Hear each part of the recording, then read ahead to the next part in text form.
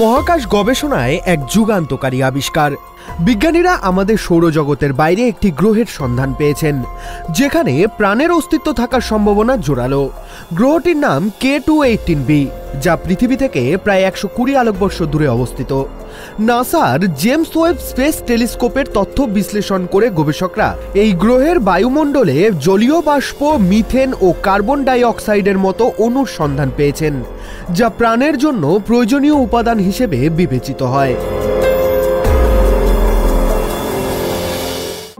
DMS stands for dimethyl sulfide. This is a very important molecule because here on Earth, DMS is produced uniquely by life, microorganisms in the ocean like algae, phytoplankton. And theoretical studies had predicted for the last 2 decades that molecules like DMS would be very robust biomarkers on exoplanetary systems, including planets with hydrogen-rich atmospheres like Haitian.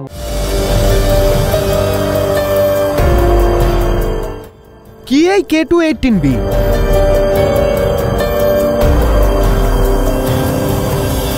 এটি একটি super আর্থ বা পৃথিবীর চেয়ে বড় ধরনের গ্রহ, যার আকার পৃথিবীর আকারের চেয়ে প্রায় 8.6 গুণ বেশি।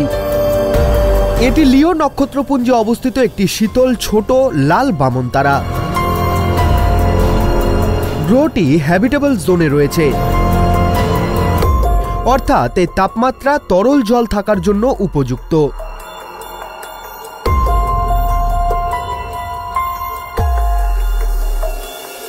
জীবনের সম্ভাবনা কতটা? এই গ্রহের বায়ুমণ্ডলে ডাইমিথাইল সালফাইড নামক একটি জৈব অণুরও ইঙ্গিত মিলেছে, যা পৃথিবীতে সাধারণত সামুদ্রিক জীবাণু দ্বারা উৎপন্ন হয়।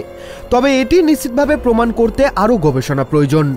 কেমব্রিজ বিশ্ববিদ্যালয়ের অধ্যাপক নিকো মধুসূদন বলেন, এটি একটি যুগান্তকারী আবিষ্কার, কিন্তু আমরা এখনো নিশ্চিত নই যে সেখানে প্রাণ আছে কিনা।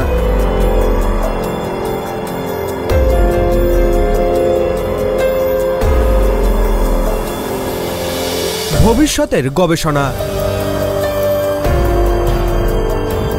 জেমস ওয়েব টেলিস্কোপের পরবর্তী পর্যবেক্ষণে বিজ্ঞানীরা এই গ্রহের বায়ুমণ্ডলের গভীর বিশ্লেষণ করবেন, বিশেষ করে অক্সিজেন ও ওজোনের মতো বায়ুমণ্ডলীয় উপাদান খোঁজার চেষ্টা করবেন, যা প্রাণের অস্তিত্বের আরও শক্তিশালী প্রমাণ দিতে পারে।